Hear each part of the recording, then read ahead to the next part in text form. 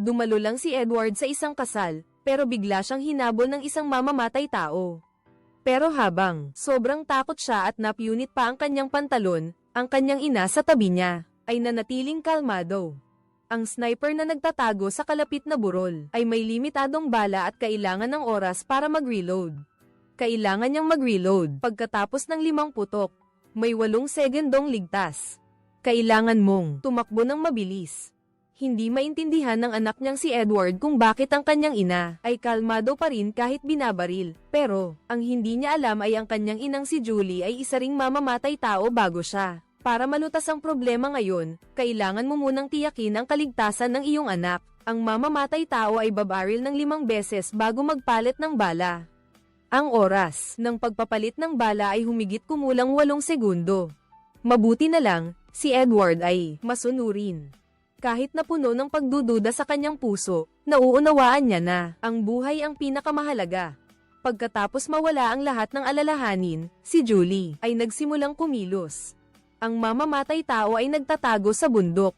Hindi siya may angkop na long-range na armas, kaya kailangan niyang maghanap ng mapagtataguan para makalapit.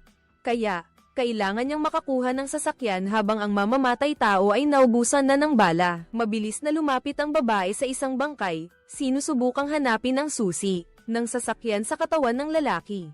Mabuti na lang, sapat ang laki ng katawan ng lalaking ito para harangin ang lahat ng bala. Binilang ni Julie ang mga bala na pinaputok. Pagkatapos, mabilis siyang sumakay sa sasakyan at pinaandar ito. Malinaw na hindi ito ang pinakamahusay na Mama Meryl.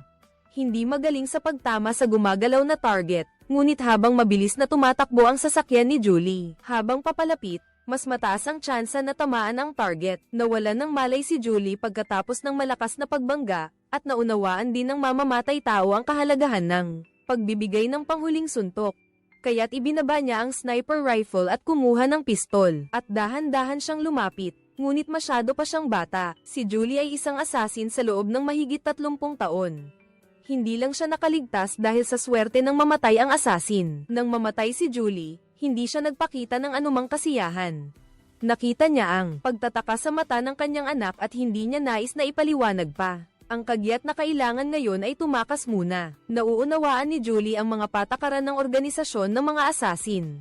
Kapag nabigo ang isang assassin sa kanyang misyon, tiyak na mas maraming assassin ang darating ng sabay-sabay. Sa paanan ng bundok, ito ay naging isang tunay na madugong kasal.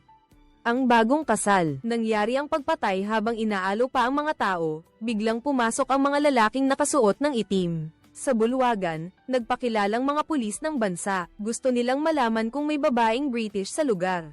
Medyo kakaiba ang naramdaman ng matanda, bakit napakabilis ng pagdating nila, gayong kakatawag lang niya sa pulis. Hindi mo man lang tinanong kung ano ang nangyari, gusto kong makita ang id mo. Muling umalingaw-ngaw ang putok ng baril sa bulwagan. Ang mga bisitang nakaligtas sa kamatayan ay muling pinaslang sa gitna ng mga nakapanlulumong sigaw. Tinulungan ng sundalong itim ang isang matanda, tinanong muli ito, nasaan ang babaeng British? Ikinaway ng nanginginig na matanda ang kanyang kamay patungo sa maliit na bahay sa bundok. Umaasa na ililigtas siya ng kalaban, ngunit ang tugon sa kanya ay isang putok lang ng baril. Ang bulwagan ay natahimik, tanging si Luca, ang may-ari ng tindahan, ang nakaligtas. Sa ibang lugar, hingal na tumakbo sina Julie at ang kanyang anak patungo sa bahay na gawa sa kahoy. Sa tulong ng kanyang anak, nakuha ni Julie ang kanyang armas mula sa ilalim ng sofa, ngunit si Edward, na nakasaksi sa mga eksenang ito, ay hindi na makapagpigil. Gusto niyang malaman ang katotohanan. Walang magawa, si Julie ay kailangang ipakilala muli ang kanyang sarili. Sa totoo lang, sa mundo ng mga mamamatay tao, ang pagreretiro ay palaging isang misteryo dahil walang sino man ang nabuhay upang magretiro. Ngunit si Julie ay isang eksepsyon. 30 taon na ang nakalipas, ipinanganak niya si Edward upang lumaki ang kanyang anak ng payapa. Ang ina na si Julie ay nagtrabaho ng husto sa loob ng 30 taon at sa wakas ay nakapag-ipon ng sapat na pera para magretiro. Ngunit tulad ng ibang mga batang walang ama, si Edward ay lumaki na palaging hinahanap ang kanyang tunay na ama. Sa pagkakataong ito, sa wakas ay naglakas loob siya, na umasa na makahanap ng ilang pahiwatig mula sa kanyang ina. Ngunit si Julie, ayaw niyang balikan ang lumang kwento. Gusto talaga ni Edward na malaman kung sino ang kanyang ama dahil siya ay may kasintahan na at malapit ng ikasal, kaya sana makatanggap siya ng pagpapala mula sa kanyang ama at ina sa kasal. Nang marinig ang mga salitang ito, nagulat si Julie ngunit tumanggi pa rin siyang banggitin ang lalaking iyon. Habang nag-uusap sa telepono, tumunog ang telepono sa loob ng bahay. Nalaman na ang organisasyon ng mga assassin ay nagbigay sa kanya ng bagong misyon. Ayaw sanang pumayag ni Julie ngunit ang kabilang partido ay nagbigay ng presyong hindi niya matatanggihan. Parehong malapit nang, bilang isang ina, gusto ni Julie kumita ng dagdag na pera para sa kanyang anak. Nang gabing iyon, binuksan niya ang sikretong kompartimento sa kama at kinuha ang kanyang mga lumang kagamitan. Hindi nagkamali ang tawag sa telepono, si Julie ay labis na nami-miss ang dating buhay niya, kaya hindi siya tumutol sa pagiging part-time na hitman. Ang target sa pagkakataong ito ay nasa isang yate sa dagat, hindi kalayuan sa lupain. Kailangan lang ni Julie na dahan-daang pisilin ang gatilyo para matapos ang misyon ng madali. Pero sa hindi malamang dahilan, lagi niyang nararamdaman na may mali, lalo na ang boses na nagbigay ng misyon. Nang marinig niyang iba ang tono ng telepono, agad niyang tinawagan ang numerong iyon.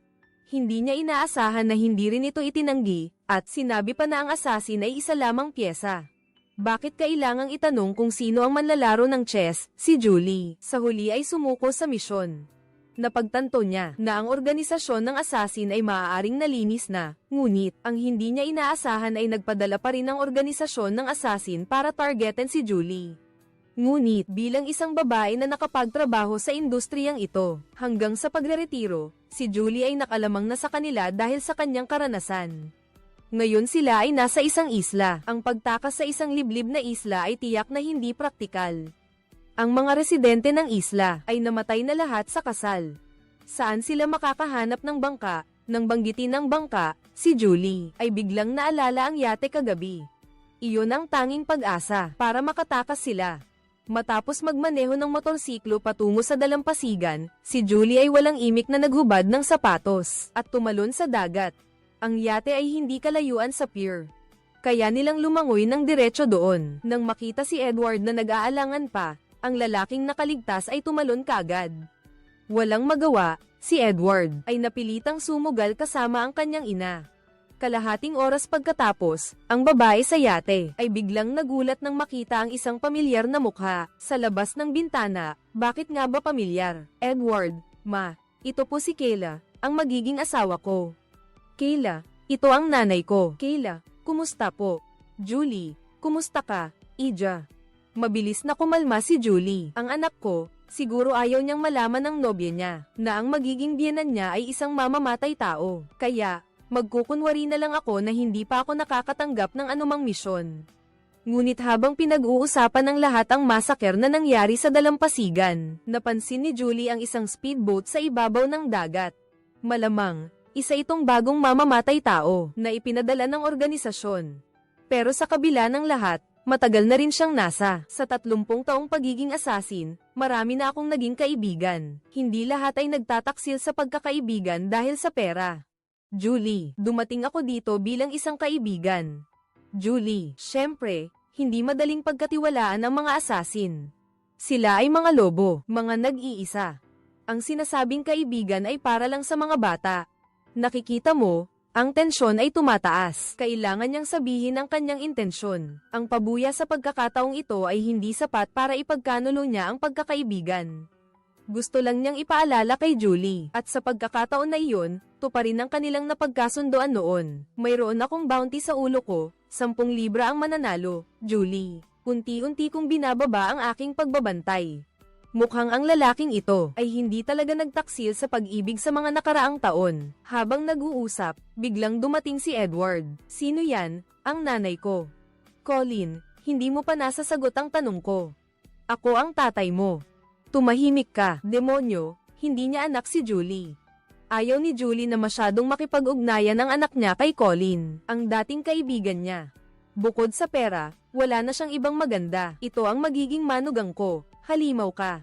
Tinitingnan ko lang, kaya mayroon na namang isang mamamatay tao sa barko. Ipinaliwanag nila na dahil may mga terorista sa isla, maaari lamang silang sumakay sa barko para makatakas.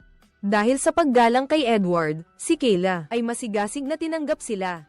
Si Colin ay hindi rin nagpakita ng pagiging estranghero, sinadya niyang paalalahanan si Kayla na nakahanap na siya ng isang magaling na biyenan.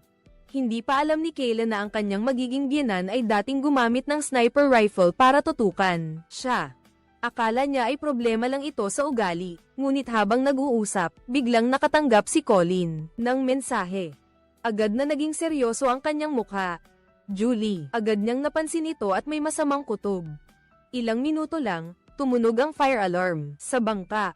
Akala ng kapatid ni Kayla ay aksidente lang, pero si Julie lang ang nakakaalam na ito ang senyales na gustong kausapin siya ni Colin ng pribado. Sa pag-iwas, tinamaan ang baril ni Julie. Ngayon, ang tanging maaasahan niya ay ang tinidor sa kanyang bulsa. Sa kabutihang palad, bilang isang bihasang mamamatay tao, ang pinakamarami niyang karanasan ay hindi kulang. Nang bumagsak ang baril ni Colin, bumalik silang dalawa sa simula. Akala ko magkaibigan tayo, dati. Pero ang pabuya ay biglang naging triple, kaya ang priority ay ang pinakamataas na bidder. Walang tunay na pagkakaibigan sa pagitan ng mga assassin. Kung meron man, iyon ay dahil hindi pa sila nakakakuha ng tamang presyo. Samantala, dahil matagal nang hindi bumabalik sina Julie at Colin, nagsimula nang maghula ang lahat kung saan sila nagpunta at kung ano ang ginagawa nila. Sinubukan ni Edward na ipagtanggol ang kanyang ina. Higit pa sila sa magkaibigan, ano ang ibig sabihin niyan? Nag-eehersisyo ba sila? Ayoko gamitin ang mga salitang ito para ilarawan ng aking ina.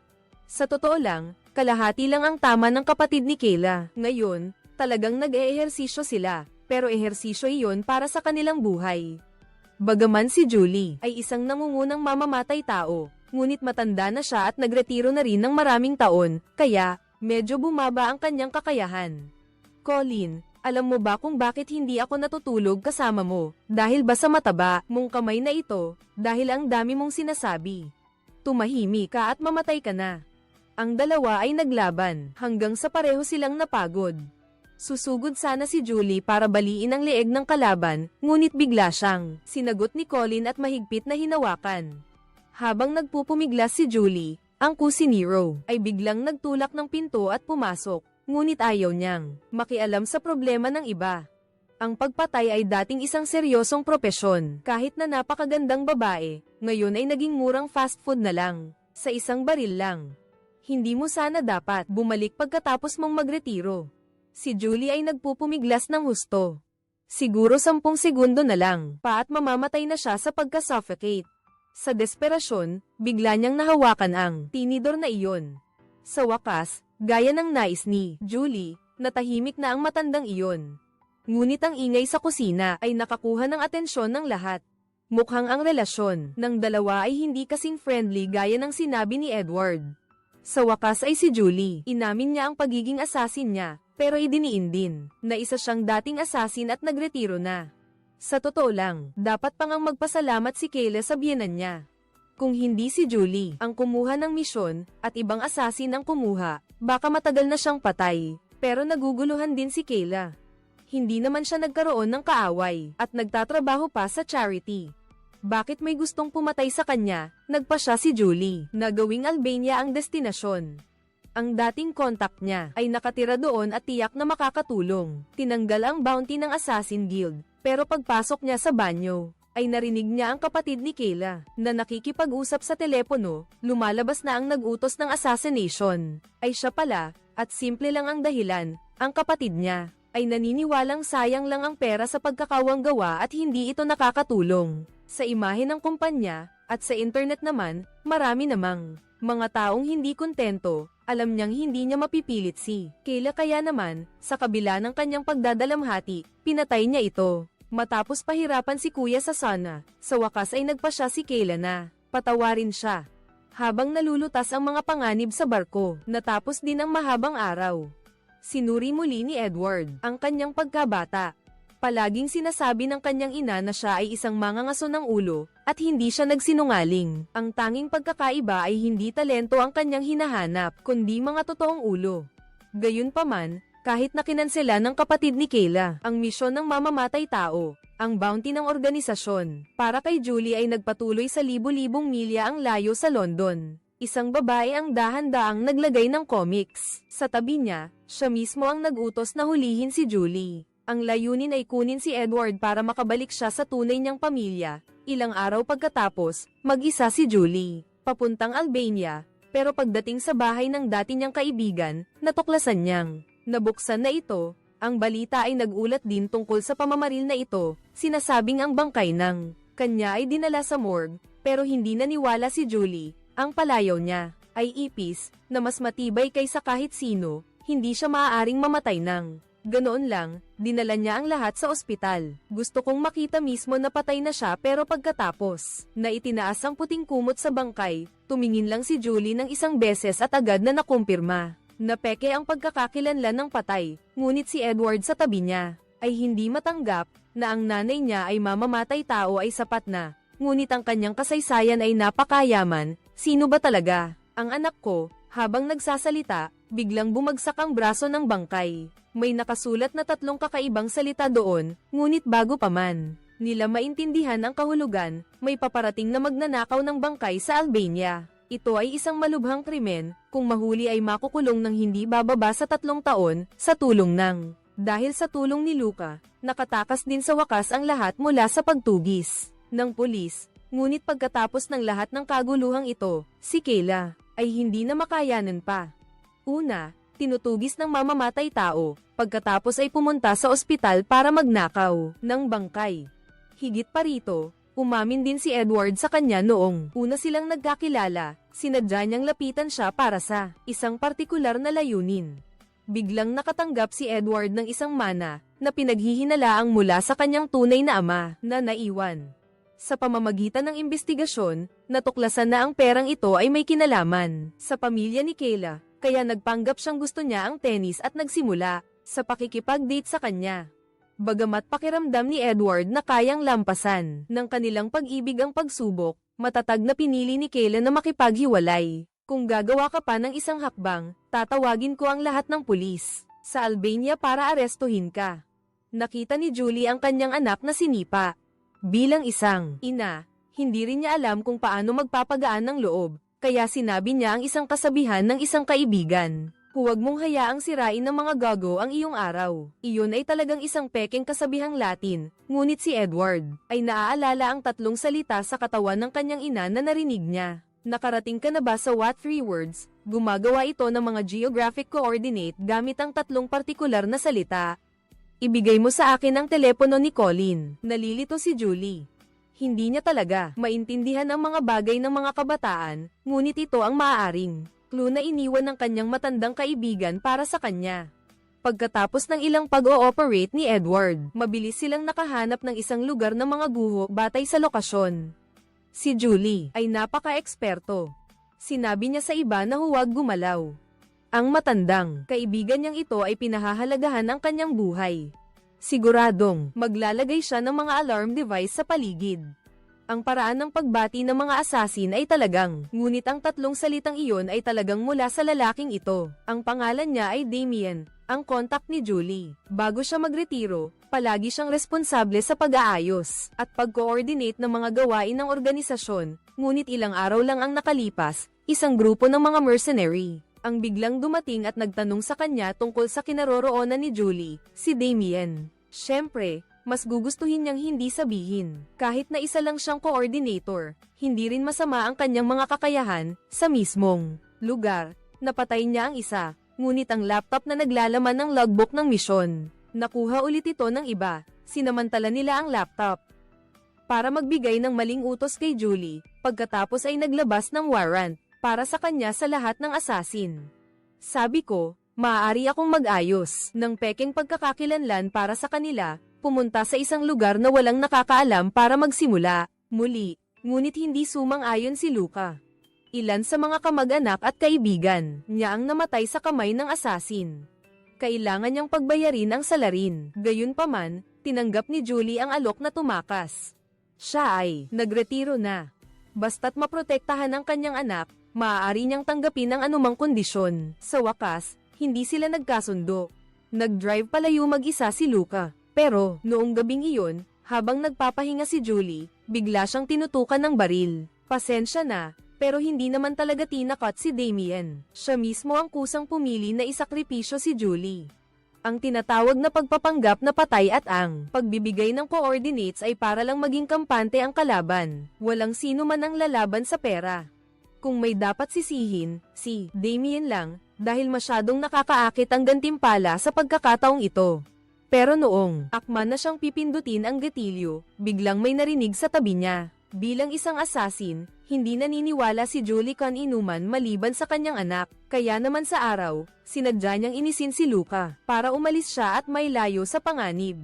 Malinaw na sa unang pagkakataon na humawak ng baril si Edward, nanginginig ang buong katawan niya. Si Damien ay nagulat din. Kahit mahal niya ang pera, ayaw naman niyang mamatay dahil dito. Habang lalong tumitindi ang tensyon, hindi na napigilan ni Edward at kumilos na siya. Muntik nang mapatawa si Damien. Paano kaya? Anak siya ng assassin. Bakit ganoon kapangit ang kakayahan niyang bumaril? Ngunit habang siya, nawala ang focus namin, at hinarap ni Julie ang isang taong gustong pumatay sa kanya. Hindi siya nagpatumpik-tumpik at mabilis na kinuha ang baril ni Damien. Inakala ni Damien na dahil sa kanilang matagal ng pagkakaibigan ay palalampasin siya, ngunit ayaw nang magsalita pa ni Julie nang walang kabuluhan. Si Damien ang unang sumalakay, ngunit dahil sa kanilang pagkakaibigan, hindi niya ito pinatay. Sa halip, hinayaan niya si Damien na lutasin ang sarili niyang problema. Walang ibang tao sa malapit, at sira ang telepono ni Damien. Sa loob ng isang oras, mamamatay siya dahil sa labis na pagdurugo. Kailangan niyang malaman kung sino ang nag-utos ng paghahanap kay Julie. Kailangan niyang makuha ang laptop ni Damien. Pero bago yan, gusto niyang sanayin ng kaunti ang anak niya para kahit papaano ay makapagdepensa ito sa sarili. Ang pagiging isang mamamatay tao ay napakasimple lang. Kailangan mo lang bumaril ng tama. Sa unang subok, mas mabuting huwag gumamit ng isang kamay. Pagkatapos, dahan-daang pisilin ang gatilyo gamit ang hintuturo, mag-aim ng maigi, saka bumaril. Sige, ayos, ang galing. Sa unang beses, muntik mo nang maputol ang ulo ng nanay mo. Kahit na napakapasensyosa ng inang si Julie, malinaw na walang kakayahan si Edward para maging isang mamamatay tao. Sa pakikipag-away buong araw, mas gusto mong makasama ang iyong asawa at mga anak sa isang mainit na kama. Ngunit hindi pa ako kasal, at hindi naman pinansin ni Edward dahil mayroon na siyang kasintahan, pero kamakailan lang sila naghiwalay. Naniniwala siya na kung lalayo lang siya sa kanyang mamamatay taong ina, makakabalik siya sa normal na buhay, at maisasalba ang kanyang kasal. Kahit hindi naiintindihan ni Edward ang Albanian, mahirap makahanap ng telepono, ngunit kung makakapag-usap lang siya, malulutas niya ang problema. Nang mabilis na kinuha ng may-ari ang telepono, sa wakas ay natawagan ni Edward ang kanyang kasintahan. Ngunit ilang araw pa lang silang naghihiwalay, si Kayla. Nang marinig ang boses, agad niyang itinapon ang telepono, ngunit ang bayaw niyang si Ezra, na nasa tabi niya, ay napakaunawaing kinuha ang telepono at ipinakita kay Edward na kamakailan lang ay si Kayla ay nag-iimbestiga sa isang kaso na may kinalaman kay Chant Ains. Ito ay nakakaapekto sa kaligtasan ng kumpanya. Kung matutulungan ni Edward, maaaring maayos ang relasyon ng dalawa. Nakipag-usap na muna si Ezra sa isang Dutch. Ngayong gabi ay magkakaroon ng negosasyon. Kung makatwiran ang presyo, ibubunyag ng kabilang partido ang sikreto tungkol kay Chant Ains. Ang orihinal na propesyon ni Edward ay ang pinakamahusay na reporter, ay magtanong at makipagnegosasyon pagkatapos ng tawag. Biglang nakita ni Edward ang may-ari ng tindahan na nagtatago sa likod. Lumingon siya sa TV at doon niya lang nalaman na nasa balita na siya. Itinuturing siya at si Julie ng pulisya bilang mga sospek sa massacre sa isla at naglabas ng warrant of arrest sa buong Europa. Nagplano si Edward na tumakas, ngunit nagbago ang isip niya at bumalik para kunin ang pera. Kung ganoon ang may-ari, hindi na niya kailangang magpakita ng galang. Hindi niya inaasahan na napakabilis ng pagdating ng lokal na pulisya, kaya naman, paglabas pa lang ni Edward sa restaurant, napansin na niyang ang lahat ng labasan ay nakaharang. Sa takot, tumakbo siya sa isang eskinita, pero naligaw siya sa gitna ng mga magkakadikit na tindahan. Ang daan sa unahan ay hinaranggan din ng mga pulis. Napilitan si Edward na piliting buksan ang dingding na yero sa likod, at tahimik na pumasok sa loob ng gusali. Ngunit ang mga pulis ay napansin na ang kaina-hinalang anino ni Edward, kaya agad nila itong hinabol paakyat ng hagdan. Nang makita niyang wala ng atrasan, ang tanging takasan na lang ay ang bubong na may pagitang higit 2 metro sa pagitan ng dalawang gusali. Buong tapang na lumundag si Edward bago pa man makahabol ang mga pulis. Hindi nakapagtataka kung bakit maraming tao ang mahilig sa extreme sports. Ang pakiramdam ng pagtaas ng adrenaline ay talagang nakakakilig. Nang makatakas si Edward sa pagkakakulong ng mga pulis, naintindihan niya ang pagmamahal ng kanyang ina. Ngayon, talagang mapanganib sa labas. Niyakap ng mag-ina ang isa't isa at umiyak sa ligtas na bahay na kailangan nilang pagtaguan. Kailangan nilang umiwas sa pagtugis ng mamamatay tao, at mag-ingat sa warrant of arrest ng mga pulis. Naniniwala si Julie na dapat silang magpatuloy sa pagtatago, at maghintay hanggang sa hamupa ang lahat, pagkatapos ay magpalit ng pagkakakilanlan.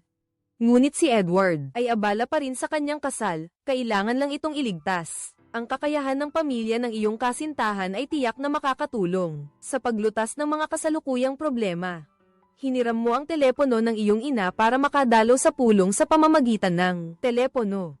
Lumalabas na ang isang Dutch ang nauna. Siya ang technical director ng kumpanya ni Kayla. Nalaman niya ang lihim tungkol sa Chant-Ains sa isang email. Nais niyang ipadala ito kay Kayla para sa blackmail, ngunit nahuli siya ng chairman ng kumpanya, ang ama niya.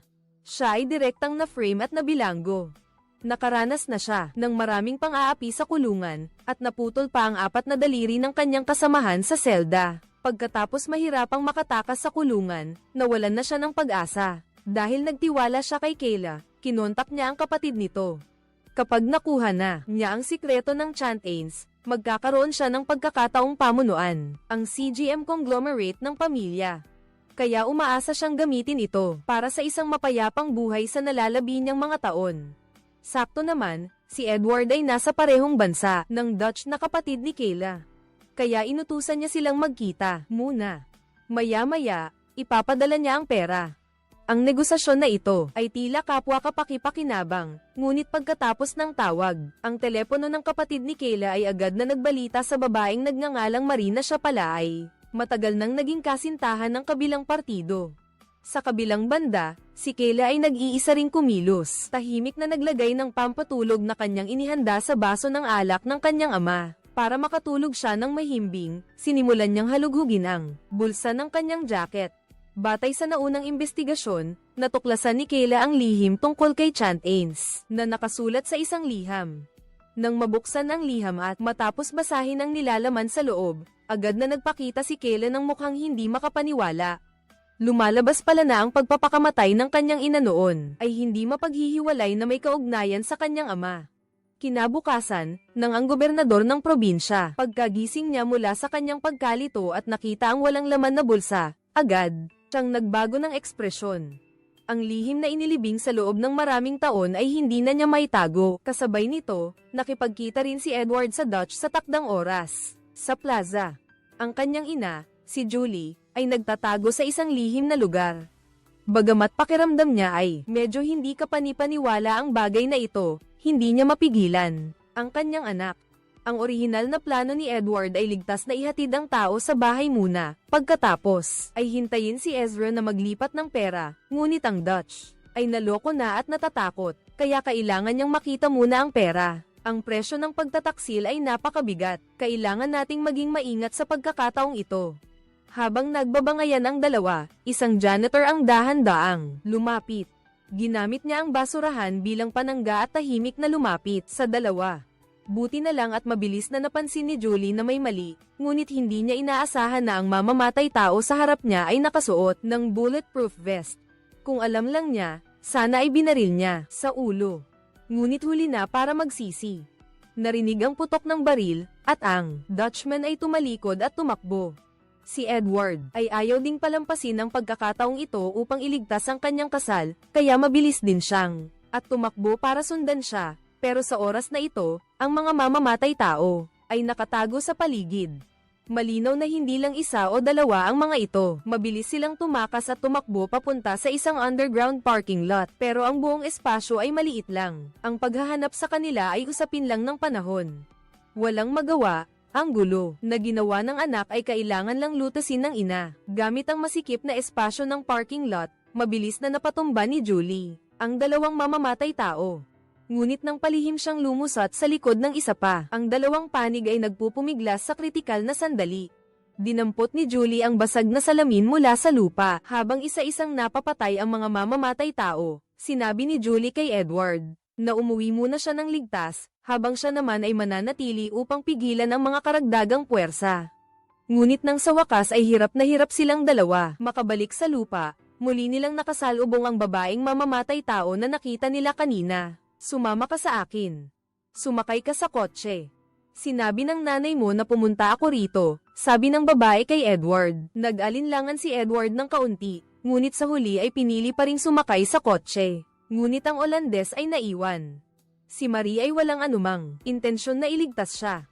Apak sa gas, agad siyang humarurot. Kawawa naman ang babaeng asasin na kakabangon lang para tanggapin ang misyon. Na pumatay, pero hindi niya inakala na siya mismo ang papatayin ng nag-upa sa kanya. Tama, ang totoo, lahat ng asasin na ito ay inupahan ni Marie.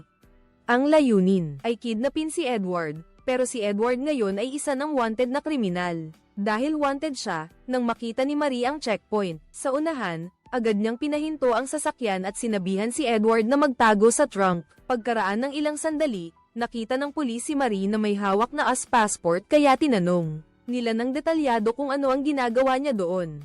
Ngunit ang hindi dapat ginawa ng pulis, lalo na ang paghingi na suriin ang trunk. Gusto kong suriin ang trunk, syempre. Sa totoo lang, walang anumang ipinagbabawal sa trunk. Parang isang wanted na kriminal lang. Si Edward ay medyo naguguluhan din. Ang babaeng nasa harap niya, na nagpakilalang tiyahin niya, o kapatid ng kanyang ama, na dumating para iligtas siya at iuwi. Si Edward, syempre, ay hindi agad nagtiwala, ngunit alam ni Marie na mayroon siyang nunal sa kanyang bukong-bukong at sinabi pa na ang pangalan ng kanyang ama ay kapareho ng trust fund ng mana. Nang makita ni Edward na tila totoo ang sinasabi ni Marie, pansamantala niyang ibinaba ang kanyang pagbabantay, ngunit nang dumating sa gasolinahan para magpakarga ng gasolina, habang pumasok siya sa convenience store para bumili ng tubig, natuklasan ni Edward ang isang iginuhit na comic sa likurang upuan, na ang nilalaman sa itaas ay napakakakaiba, tila puno ng puot at galit. Higit sa lahat, ang pangunahing tauhan doon ay kamukha ni Edward. Habang siya ay nakakaramdam ng pagkalito tungkol dito, si Marie ay bahagyang nataranta at sumakay sa sasakyan. Ano ang ginagawa mo? Bakit mayroon kang mga guhit tungkol sa akin, Marie? Ipinaliwanag ni Marie na 30 taon na siyang hiwalay kay Edward, kaya't maaari lamang niyang gamitin ang paraan ng pagguhit ng comics upang ipahayag ang kanyang pangungulila. Tungkol naman sa dahilan ng pagkakahiwalay, kailangan mo lang makilala ang iyong ama. Ang misteryo tungkol sa pagkakakilanlan ni Edward ay malulutas. Agad na medyo na-excite si Edward. Palagi niyang iniisip na patay na ang kanyang ama. Kaya, ang aking ama ay naghihintay sa akin ng ligtas sa bahay. Tama. Ayaw kong sabihin iyon dahil gusto ng iyong ama na direkta itong ipaliwanag sa iyo. Kani-kanina lang sinabi ni Marie na Anvan ang pangalan ng iyong ama. Ngayon naman ay sinasabi niyang Roy. Malinaw na nagsisinungaling siya.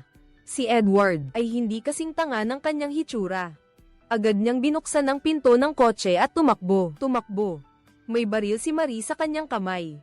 Kung hihingi siya ng tulong sa attendant ng gasolinahan, mapapahamak lang sila. Ngunit siya ay nasa labas ng bayan at wala rin siyang telepono. Kaya, makakahanap lang siya ng telepono para humingi ng tulong. Buti na lang, iniwan ng nanay ni Julie ang numero ng telepono. Pero si Marie ay hindi naman talaga gustong saktan si Edward. Kailangan niya siyang panatilihin para ma-unlock ang ari-arian na iniwan ng tatay ni Edward. Kasabay nito, matapos mawala ang kanyang anak, si Julie, ay naiuwi lang ang Dutch ng ligtas. Bukod pa rito, wala siyang ideya kung ano ang tinatawag na Chant-Ains. Nalaman lang niya sa email na ang folder, na may kinalaman si Chant-Ains sa kaligtasan ng CGM Group kaya niloko niya at tinangka niyang mangikil ng pera, para sa kanyang pagtanda. Pwede mo bang ibaba ang baril mo, Julie? Galit na galit si Julie. Kung wala na siyang halaga, patayin na lang siya. Sa kritikal na sandali, nailigtas ang buhay ng Olandes na ito ng tunog ng telepono. Si Luca ang nasa kabilang linya. Simula nang maghiwalay sila, nakita niya ang warrant of arrest sa isang pahayagan, sa tabi ng kalsada. Naalala niya ang kanyang mga kamag-anak at kaibigan na namatay ng trahedya. Plano ni Luca na tumstigo para kina Julie at sa kanyang ina, ngunit nang bumalik siya sa lihim na base, nakita niya si Damien na nakahandusay at naghihingalo. Kahit sinabi ng kalaban na ninakaw ang notebook na may tala-arawan ng misyon. Para maniwala si Luca, kailangan niyang tanungin ang kutsilyo sa paghiwa ng buto sa kamay ng lalaki. Ang sumunod na eksena ay napakalupit. Sa huli, ibinigay din ni Damien ang kanyang laptop, ngunit ang impormasyon sa loob ay naka-encrypt at kailangan ng isang hacker para ma-decode. Ang Dutch na lalaki noon ay isang programmer. Mukhang kailangan niyang iligtas ang buhay ng siya. Pagkatapos ay nagkita ang dalawang panig sa bahay ni Luca na matatagpuan sa hangganan ng Greece at Albania. Medyo ligtas, ngunit nang makita ang floppy disk sa laptop, agad na natuwa ang Dutch. Ito talaga ay siya lamang ang makakapag-decode. Kung gayon, kailangan niyang magbigay ng kaunting bayad. Huwag ka nang magsalita ng walang kabuluhan. Ang manatiling buhay ay malaking gantimpala na. Sige, salamat. Gayunpaman, ang Dutch ngayon ay kulang ng 4 na daliri. Ang bilis ng pagtatrabaho ay nabawasan ng malaki. Ang pag-decode ay nangangailangan ng oras. Nang makita niyang naiintindihan niya ang sitwasyon, biglang nawala ang pagiging alerto ni Julie. Nakipag-usap si Gia kay Luca, at pagkaraan ng ilang minuto, narinig ang isang sigaw mula sa loob ng bahay. Banihag ng Olandes ang nanay ni Luca, at pinipilit si Julie na bayaran siya. Sinabi ko na sa iyo na wala akong pera. Sinabi ko na sa iyo na wala akong pera, pero hindi pinansin ng Olandes. Gusto niyang magtrabaho siya ng libre. Hindi pwede. Kung hindi, mamamatay tayong lahat. Nakita niyang buburahin ng Olandes ang data sa laptop. Mula sa likod, kumilos ang nanay ni Luca. Ang kusina ay teritoryo niya.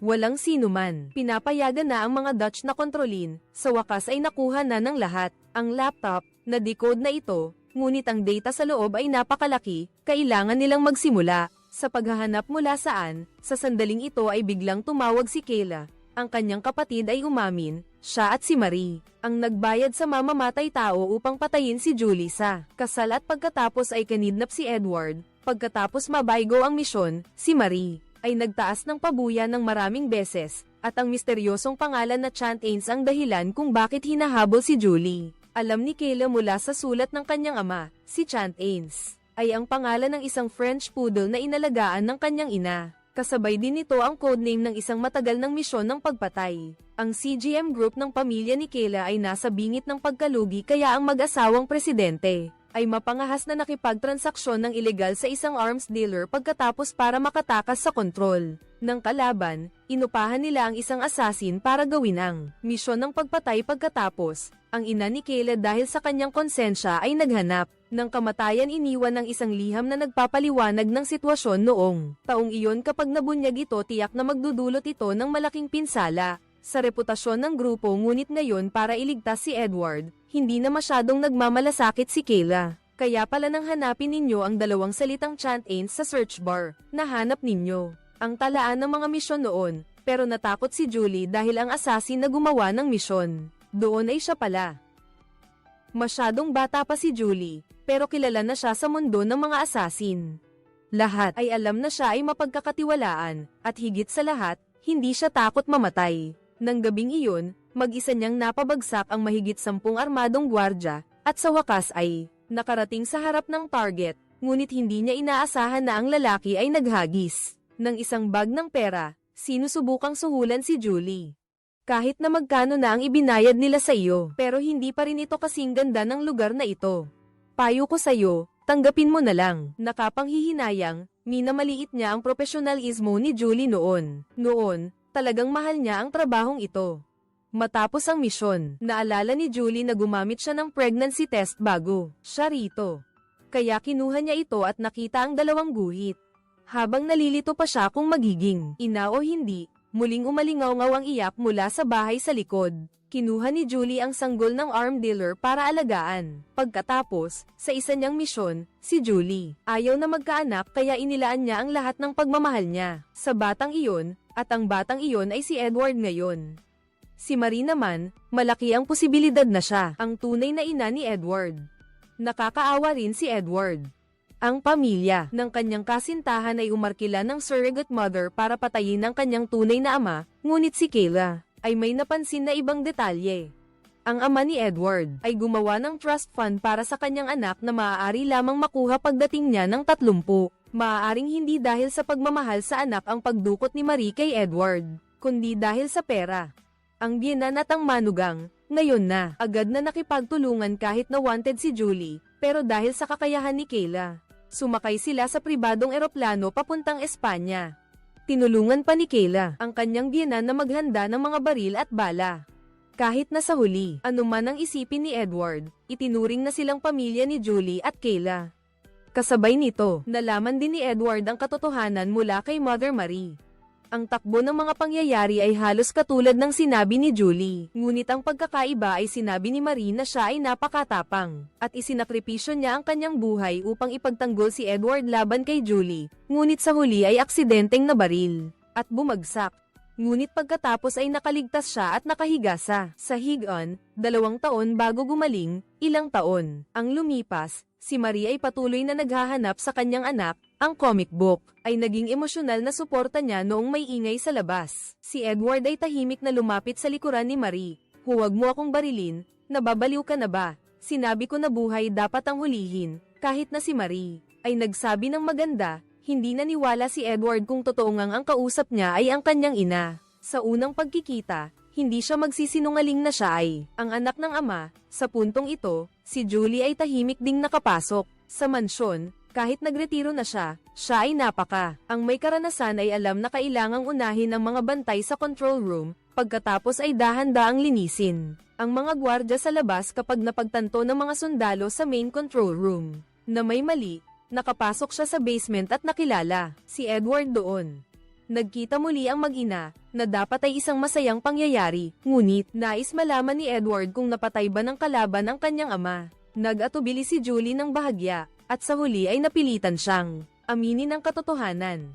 Ngunit ginagawa lang niya ang kanyang tungkulin, at higit pa rito, hindi rin mabuti ang ama ni Edward. Sa isang banda, ang kanyang tunay na ama na hindi pa niya nakikilala. Sa isang banda ay ang ina niyang nag-alaga sa kanya sa loob ng 30 taon noong hindi alam ni Edward kung ano ang pipiliin, biglang narinig ang boses ni Marie mula sa CCTV. Bukod pa rito, hindi rin siya ang tunay na ina ni Edward, kundi kasintahan lang ng kanyang ama. Noong panahong iyon, si Edward ay ipinanganak sa pamamagitan ng surrogacy, ngunit para makuha ang mana ng kanyang ama, hindi siya nag-atubiling maging tunay na ina. Nang marinig ito, agad na sinira ni Julie ang CCTV. Ang kagyat na gawain ay, ngayon, kailangan muna nating humanap ng paraan para makatakas, pero si Edward ay nalilito sa balita tungkol sa kanyang pagkatao. Ano ba itong nangyayari? Sa pamamagitan ng mga nakahandang pampasabog, pagkatapos may layo ang mga security personnel, nagpasya si Julie na gawing hostage si Marie. Ngunit hindi inaasahan, hindi natakot si Marie. Upang makontrol si Edward, binigyan na siya nito ng lason noon pa man. Sinabi pa niya, kung ganyan kaganda ang relasyon ng mag-ina, kung gayon, gagawa tayo ng isang pagpipilian. Basta't si Edward ay kayang tapusin ang buhay ni Julie sa sarili niyang mga kamay, ibibigay niya ang lunas. Kung hindi, mamamatay na lang siya. Nag-isip si Julie ng sandali bago nagpasya na ibigay ang baril sa kanyang anak. Sa loob ng maraming taon, itinuring niya itong parang sarili niyang anak. Kung mamamatay siya sa kamay ni Edward, para sa kanya ay isang paglaya na rin. Nanginginig na tinanggap ni Edward ang baril. Sa kanyang isipan, bumalik ang mga alaala kasama ang kanyang ina. Yakapin mo ako, tulad noong 10 taon ka pa. Itutok mo ng maayos ang target. Maaaring ang pagpipilian na ibinigay ni Marie ay mayroon pang ibang paraan. Nang mamatay si Marie, ang mga sundalong mamamatay tao sa paligid ng mansyon ay agad na naging isang grupo ng mga walang silbi. Sa pagkakataong ito, nakita rin ni Luca ang isang pamilyar na mukha. Siya ang taong pumatay sa kanyang pamilya at mga kaibigan sa isla. Ngunit nang aabutin na sana niya ang kanyang baril upang suungin ang kalaban, si Kayla ay dumating kasama ang kanyang security team. Ginamit niya ang sikreto ni Chant Ains bilang bargaining chip. Pinakilos ang lahat ng resources ng pamilya. Kung mayroon na siyang sariling hukbo, hindi na kailangang ipagsapalaran ang sarili. Ang mga miyembro ng security team ay pawang mga piling-pili na pinadala mula sa iba't ibang panig ng mundo. Ang mga ordinaryong mersenaryo ay hindi nila kalaban. Mabilis na kinontrol ng lahat, suriin ang buong gusali, ngunit sa puntong ito, patay na si Marie at hindi alam kung nasaan ang antidote. Malayo rin ang ospital, at hindi na talaga makakarating sa oras kung magmamaneho. Kaya naman, muling ipinamalas ni Kayla ang kanyang kakayahan. Makakarating kaya sa oras kung sasakay ng helicopter, habang si Edward ay isinasakay sa helicopter, pinili ni Luca na isuko ang kaaway sa pulis. Sa isang banda, ito ay para matulungan sina Julie at Edward na malinis ang kanilang pangalan. Sa kabilang banda, ay ayaw din niyang maging mamamatay tao na duguan ang mga kamay tulad ng kalaban. Makalipas ang 3 buwan, ganap nang gumaling si Edward. Nagpa siya siyang kalimutan. Mas mahalaga ang pagpapahalaga sa isang ama na nasa harapan mo kaysa sa isang nakaraang paghihiganti sa isang ama na umiiral lamang sa imahinasyon. Ang kasal mo at ni Kayla na may basbas ni Nanay Julie ay sapat na. Dito na nagtatapos ang kwento. Ito ang buong nilalaman ng pelikulang The Assassin, na bagong labas. Nagustuhan nyo ba ang pelikulang ito? Bigyan ng rating. Sa 10, ilang puntos ang ibibigay nyo sa pelikula? Mag-iwan ng komento sa ibaba para malaman namin. Salamat sa inyong pagsubaybay. Paalam at hanggang sa muli.